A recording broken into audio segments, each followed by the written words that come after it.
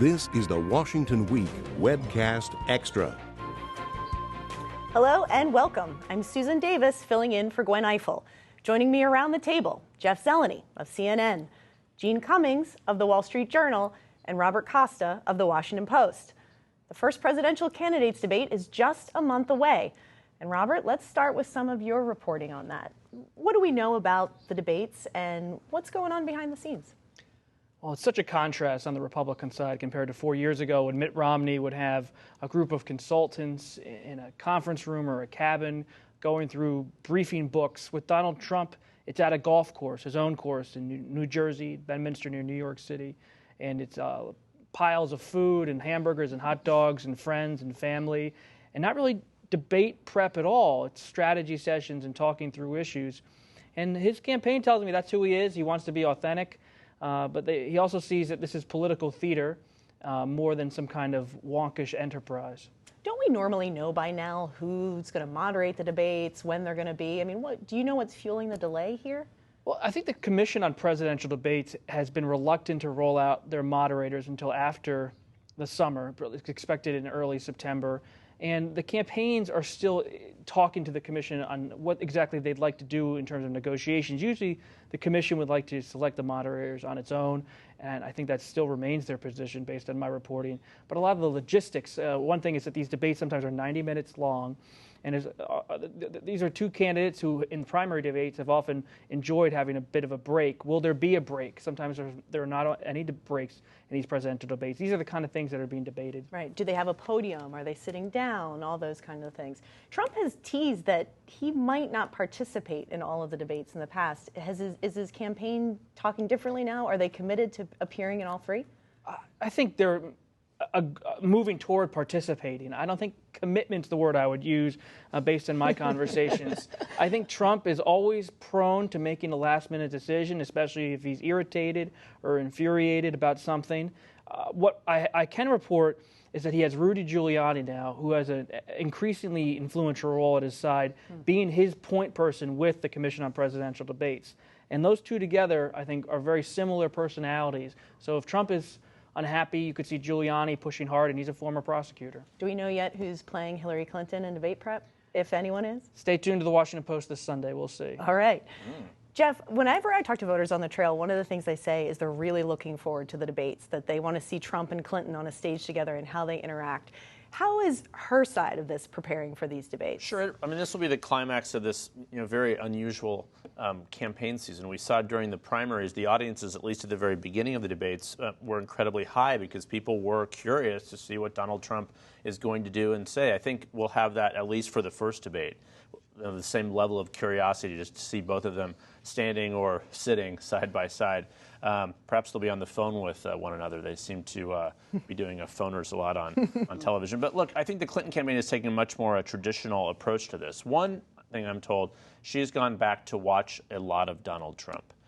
During real time, during the presidential debates in the primary, she was off campaigning, sort of doing her own thing. There isn't a lot of time to watch all these debates. But I'm told that she and others have watched most, if not all, of his debate performances, to really get a sense of who he is and how he acts, but also on policy. But it's a little bit different preparing for this debate because he's not a traditional candidate like Mitt Romney, for example, or John McCain, for example, who has positions locked in stone. I mean, imagine trying to debate this immigration thing of this week. It's like Jell-O on a wall here. And that, probably benefits her in some respects, but not necessarily. So I can tell you, I'm told the Clinton campaign is taking this incredibly seriously. This comes from the top down, from Bill Clinton as well, but also from the candidate herself. No joking about Trump. They take this deadly seriously because, as Robert said, it is a touch of entertainment, and he's probably the better entertainer than she is. What she wants to remind people, look, this is a deadly serious presidential contest. This is for commander-in-chief, the role of commander-in-chief. So I think that they're approaching it very seriously, and they're also planning for some insults and some very tough conversations about Monica Lewinsky and other things, which makes it sort of dicey who will play Trump, because no one who's in her orbit or a friend of hers wants to be up there really making her uncomfortable like that. Nobody wants that, John. You referenced Bill Clinton. Does he play a role in this debate prep? Sure, he plays a role in everything. It's largely behind the scenes. He has not been campaigning nearly as much as he used to be. Of course, he's under fire with the foundation stuff. We saw him out once in public this week. But yes, he plays a big role in everything substantive of the campaign. So certainly that would be this. Jean, let's talk a little bit about campaign money. There is a huge gap between what Donald Trump has been raising and spending and what Hillary Clinton has in her campaign account. Clinton has raised more than $315 million and spent just under $260 million since she launched her campaign. Trump has raised less than half of that, $125 million, including $52 million of his own money, and he spent just over $80 million. What else did the recent financial reports tell us about the differences between these two campaigns? Well, the gap still exists. The number that matters when you're going into the Labor Day weekend is what do you got in the bank? You know, what's left? She's got $140 million in the bank. He's got about $90 million. So she still has a very big advantage. One thing that has changed is that he is really ramping it up. He is raising money fast. Now, granted, it's low-hanging fruit because he has not been out there raising money at all, so this is like his first cut. And so it's much easier to get money at this time in the fundraising cycle for a candidate. But he is getting a fair amount from small donors, too. It's like 60-40, where a little over 60% of his money are donations that are under $200. So that's a lot of people to help him generate that kind of cash. And those are a lot of people he can go back to over and over again. That's assuming he's not using direct mail, because direct mail is so expensive, it's almost not worth it. You spend as much as you're raising. So we are still analyzing some of his numbers, but a lot of it is online. And so these are perfectly great sources of resources for later. And he has kept that schedule up. So that's what we show he raised in July. In August, he's been very active on the fundraising trail as well. He's interesting to watch because unlike Hillary Clinton, who will just go dark for 2 days, I'm fundraising, see you later, take some time off, Jeff.